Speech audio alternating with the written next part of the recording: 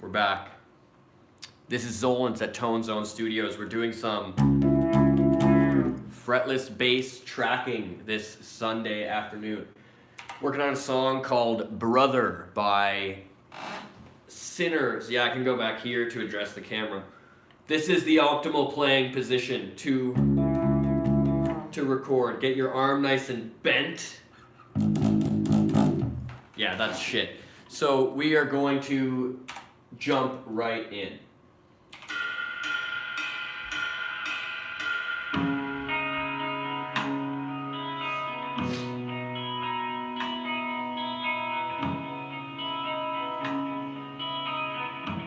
Police, nice.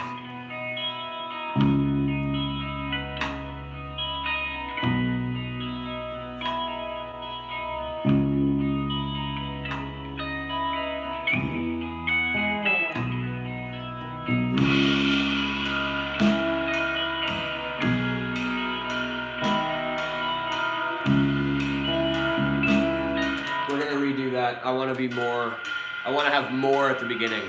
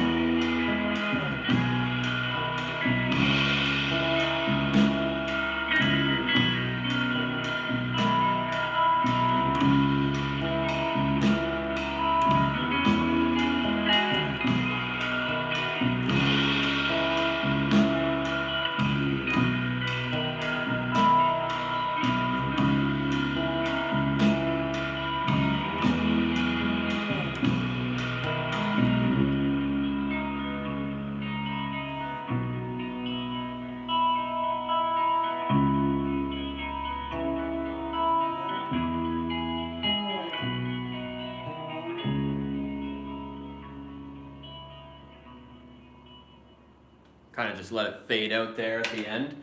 So probably take that one more time at least. That was pretty good. I definitely got into the groove there at the end, but the biggest problem is the articulation of the notes in the beginning and middle. Once you get to the end, it's mostly just the same groove. You can really fall into it, but in the beginning you got to pay attention to the structure. So that's what I'm going to do now. I'll take it again, although that take was good.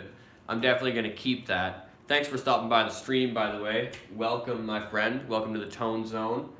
Be sure to hit subscribe if you haven't. We're going to do another take, and I'm going to start halfway through the intro. So let's just try this.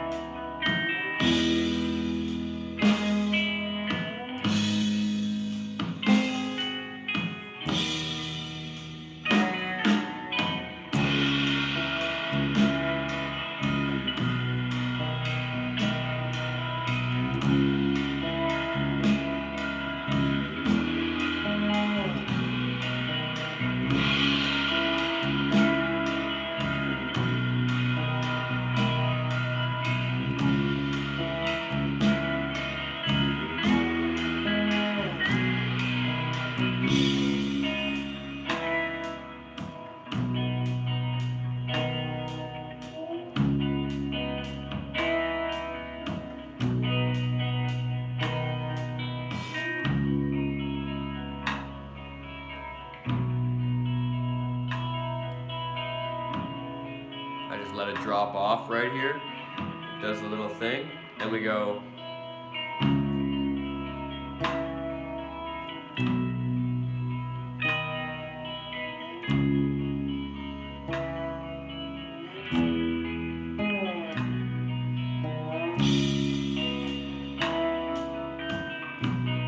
We're in the verse again.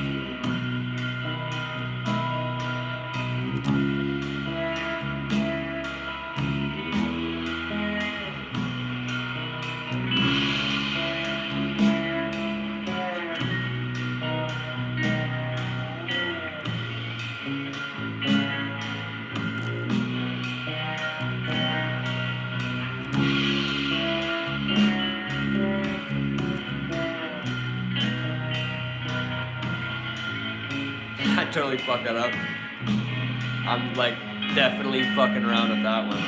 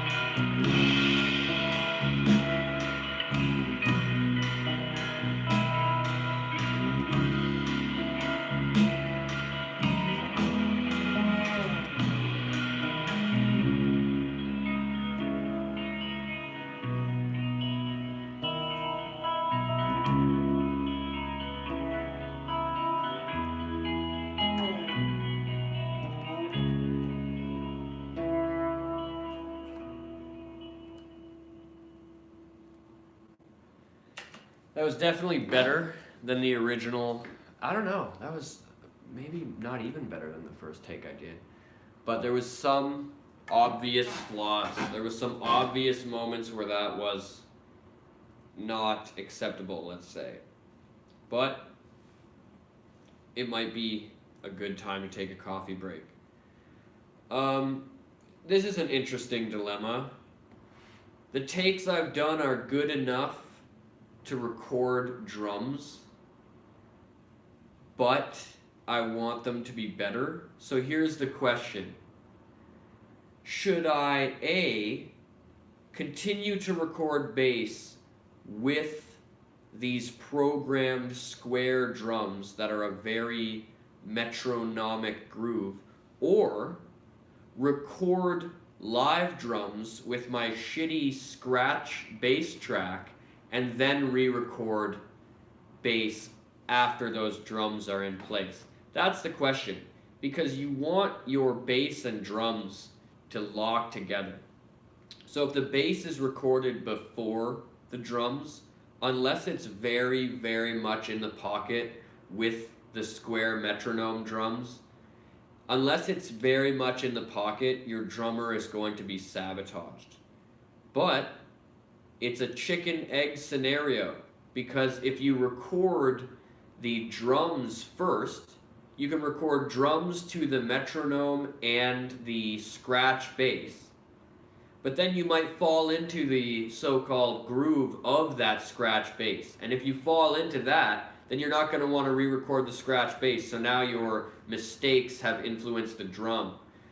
But you can go the other way. Like, you could record great drums to the metronome and then record great bass sitting on top of those drums. And that's what most people would do. But you have to have a functional scratch bass track to do that. So what we just recorded there was definitely functional, although the one before it, the first take of this stream, or second, whatever, I can't remember, that would be the take. So whatever this says, we've got 4 takes currently. So take 3 was probably the best out of what we have here. So let's just listen to it. Before I record another, let's just listen to it.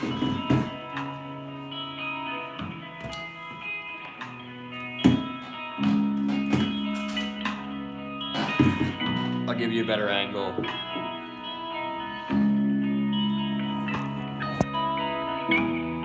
Yeah, that's true.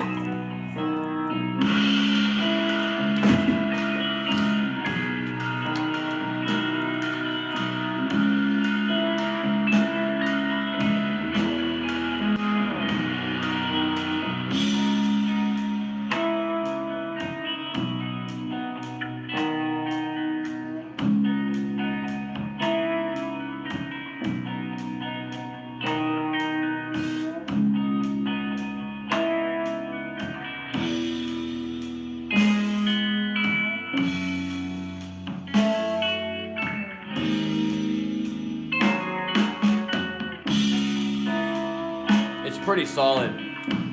It is quite solid right now. The drums are what's lacking. I can say, in my professional opinion, what is lacking right now is clearly life in the drums. The bass sounds fine on that take that we did. So, probably just going to move forward with this take. The fact that I was live as I was recording it contributed to my ability to perform. That's another thing. If you document your recording, it's almost like you're performing. So some people see that and they get nervous and they say, well, if it's like performing, I don't want to do it because I'm scared. But the reality is, if you just start small with 0 viewers, currently there's 0 viewers and 0 likes. But does it matter? No. The whole point is the fact that I'm recording and streaming live means I have to put my money where my mouth is in this moment. That's the real X factor that's going on here. So this take probably has some mistakes in it. That's fine, because I'm going to re-record it, most likely. Another thing I'll say about mistakes is that you might record something and use it as a functioning scratch track, but by the time you've recorded your other takes, you've heard it so much that you've become accustomed to it and you actually start to fall in love with its imperfection. And that should not be underestimated.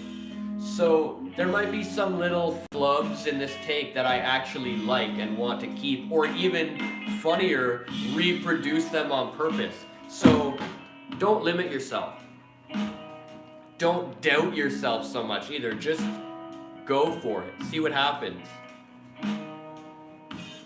Probably going to use this.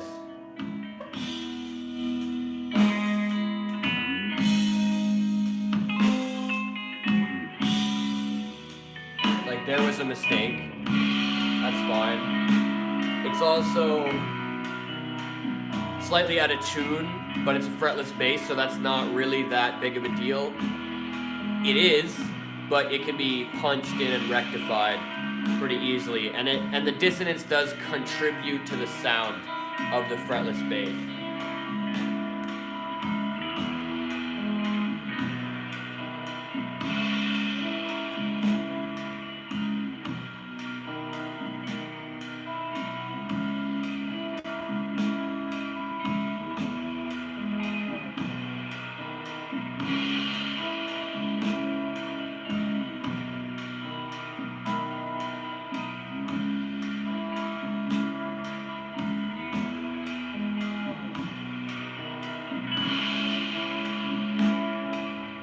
Probably gonna change up the rhythm here for the breakdown. The one time we go down to that 4 chord, so on like a 6, go down to the 5 and the 4. Or if you were referencing minor, you could say 1, 7, 6. But fucking retarded.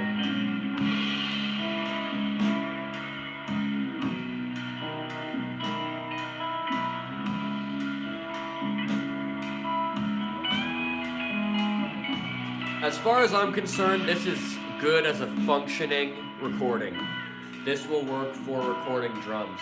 I really want that brush drum vibrance, that sizzle, that high end. I want that in this song because it's so arpeggiated. This song is going to use a lot of panning, stereo effects, and reverb and delay, ping pong and shit like that. That's gonna make it very wide, and we're gonna have like an organ in the background. We'll have pads and synth, but the trick is to keep the bass in the center, so it's like a big, fat, reliable center image, and then from there, you want your kick to cut through, you want your snare to be present in the mix and not muddied by everything, and then you want to take advantage of that stereo field. So you could have guitars that are all the way left and all the way right. You could do that. You could have like multiple whistles, one of them in the center and then another one on each side. And by whistle, I mean like this kind of whistle. So, as far as this song is concerned, we are working completely with, all you're hearing is addictive drums on one track, bass on one track, guitar, and another supplemental effects guitar. That's all you're hearing. And we're using amp simulators. What we'll do in the second stage or the third stage of recording, we'll use real microphones and real amplifiers with pedals and natural shit. But first, we need to build the song. You need to build it, have it in front of you so you can work on it. You don't just like start with fucking live takes. Because if you do, here's the thing, if you start with a live take, you put a mic in front of an amplifier and that's your sound, that's your recording from the get-go. That's fine, that's natural and all that shit, but it's stuck the way it is and you have to process it the way it is. So it's stuck in that amp, it's stuck with whatever you had turned on it at that gain stage, etc. So you don't have the flexibility that you would unless you use a DI box during that process to also get the clean signal from the guitar directly into the system. So what I'm doing is I'm running a guitar directly into this audio interface here. Cameras hate it when you shine them out the window. So I'm using this audio interface to record the direct signal right from Joel's guitar. It's going into the computer, it's going into Guitar Tool Rack by Waves, and then what we're doing here is we've got the same amp. I tweaked it like it was one amp, and then after I got my tone, I split the amp, changed the cabs on either side, so it's going to give a sort of widening effect. When there are two different speakers, it makes it sound more real. Then we're also using the air control. Now the air control in Guitar Tool Rack is awesome. It makes the guitar amp, the amp simulator, it makes it sound like it's in a room. And it gives a lot of reverb and depth, but not like, it's not like a big ass reverb. It just sounds more real. So from here, probably the next move is just to straight up attempt to record some drums, which I will also live stream. The only problem with live streaming drums is the fact that I can't make it so you can hear the track without using a computer. And right now I'm literally just streaming right from the iPhone, which you can see here. So that is a downside. But when we're doing stuff that's direct in, we can have the speakers on, we can have the monitors. Other than that though, let's take a look down here right quick. This stream is brought to you by Milo. Hey buddy. Address the viewers, kitty. Hey bud. Alright, so we're gonna go. Yes. Alright, we're gonna head out for now. Try to record some drums after a coffee/tea break. See you again soon, YouTube.